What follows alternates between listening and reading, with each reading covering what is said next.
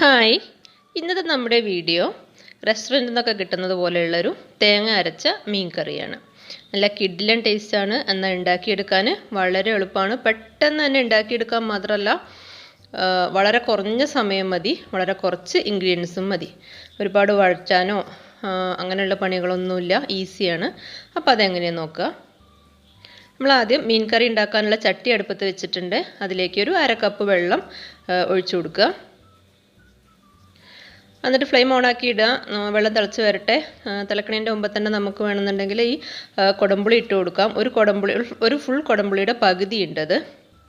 എന്നിട്ട് അടച്ച് വയ്ക്കുക. തിളച്ച് വരട്ടെ. ആ സമയം കൊണ്ട് നമുക്ക് അരപ്പ് റെഡിയാക്കാം. ഒരു 1/2 കപ്പ് തേങ്ങ ചിരവിയതെടുത്തിട്ടുണ്ട്. അതിലേക്ക് 1 ടീസ്പൂൺ മുളക് പൊടി, 3 ചുവന്നുള്ളി, അതുപോലെ ഒരു 1/4 ടീസ്പൂൺ മഞ്ഞൾപ്പൊടി, ഇത്രയും ചേർത്തിട്ട് നന്നായിട്ട് മഷി പോലെ അരച്ചെടുക്കുക.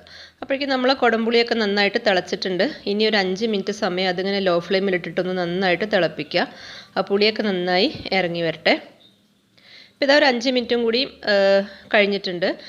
നല്ല ആ വെള്ളത്തിൻ്റെ കളറൊക്കെ നന്നായി മാറിയിട്ടുണ്ട്. ഇനി നമ്മൾ അരപ്പ് അതിലേക്ക് ഒഴിച്ചു കൊടുക്കുകയാണ്. നല്ല മഷി പോലെ തന്നെ അരച്ചെടുക്കാൻ നോക്കുക.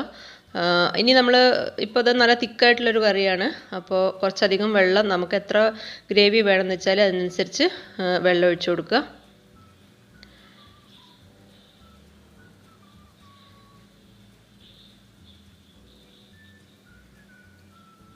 ഇപ്പോൾ ഇങ്ങനെ കാണുമ്പോൾ നമുക്കിങ്ങനെ ഒത്തിരി ലൂസായിട്ടുള്ളൊരു കറിയായിട്ട് തോന്നും. പക്ഷേ തേങ്ങ അരച്ച കറിയാകുമ്പോൾ ഒന്ന് ചൂടാറുമ്പോൾ കുറച്ചും കൂടി തിക്കായിക്കോളും. അത് ഓരോരുത്തരുടെ ഇഷ്ടത്തിനനുസരിച്ച് ചെയ്യുക. ഇതിലേക്ക് ഒരു വലിയ കഷ്ണം ഇഞ്ചി നീളത്തിൽ കട്ട് ചെയ്ത് ഇട്ട് കൊടുക്കുന്നുണ്ട്.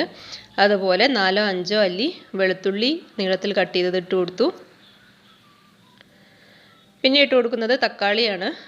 ഒരു ചെറിയ തക്കാളി മതി. ചെറിയ കഷ്ണങ്ങളാക്കി അരിഞ്ഞിട്ട് കൊടുത്തിട്ടുണ്ട്. പിന്നെ കറിവേപ്പില, പാകത്തിനുള്ള ഉപ്പ്.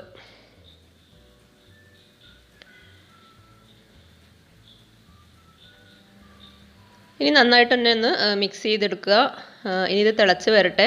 ഇപ്പോൾ ഇത് തിളച്ച് വന്നുകൊണ്ടിരിക്കുകയാണ്. ആ സമയത്ത് നമ്മൾ മീൻ കഷ്ണങ്ങൾ ഇട്ട് കൊടുക്കുക. ഞാനിപ്പോൾ അയിലയാണ് എടുത്തിട്ടുള്ളത്. ഏകദേശം ഒരു 300 ഗ്രാം അയിലയൊക്കെ ഉണ്ടാവും. നിങ്ങളുടെ ഇഷ്ടത്തിനനുസരിച്ച് ഏത് മീൻ വെച്ചിട്ട് ഈ കറി ഉണ്ടാക്കാം. മത്തിയോ അയിലയോ ഏത് മീനായാലും കുഴപ്പമില്ല. ഞാനിപ്പോൾ അയിലയാണ് എടുത്തിട്ടുള്ളത്. ഇനി നന്നായിട്ടൊന്ന് തിളച്ച് വരട്ടെ.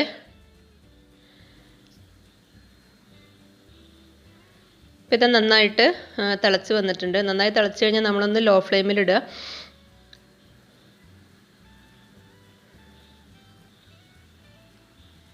പ്രത്യേകിച്ച് മൺചട്ടി ആകുമ്പോൾ വല്ലാതെ അങ്ങ് ഫ്ലെയിം കൊടുക്കേണ്ട ആവശ്യമില്ല. ചെറിയ ചൂടിൽ നന്നായിട്ട് തിളച്ചോളും.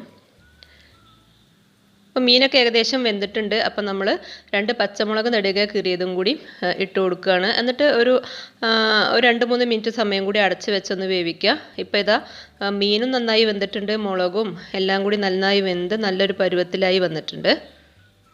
ഇപ്പോൾ ഏത് മീൻ കറിയായാലും ഉണ്ടാക്കിയിട്ട് നമ്മൾ 1 മണിക്കൂർ നേരമെങ്കിലും കഴിഞ്ഞിട്ടേ കഴിക്കാവുള്ളൂ. ആ സമയമാകുമ്പോഴേക്ക് കറി ഒന്നുകൂടി തിക്കായി എണ്ണയൊക്കെ തെളിഞ്ഞ് നല്ല അടിപൊളി കറിയായിട്ട് വരും. നമ്മൾ ഫ്ലെയിം ഓഫാക്കിയിട്ടുണ്ട്. ഇനി ഇപ്പോൾ തിളച്ചുകൊണ്ടിരിക്കുന്നത് മൺചട്ടി ആയതുകൊണ്ടാണ്. ഇനിയൊന്ന് ഒരു അടപ്പ് കൊണ്ട് നമ്മൾ അടച്ച് വയ്ക്കുക. ഇനി ഇതിലേക്ക് ഒന്ന് വറുത്ത് ഇടാനുണ്ട്. അതിന് വേണ്ടിയിട്ട് ഒരു പാൻ അടുപ്പത്ത് വെച്ചിട്ടുണ്ട്. ഒരു 2 ടേബിൾ സ്പൂൺ വെളിച്ചെണ്ണ ഒഴിച്ചു കൊടുക്കുക. നമ്മളിതുവരെ ഇതിലേക്ക് എണ്ണയൊന്നും ഒഴിച്ചിട്ടില്ല ഈ കറിയിലേക്ക്. അപ്പോൾ ഒരു 2 ടേബിൾ സ്പൂൺ തന്നെ ഒഴിക്കുക.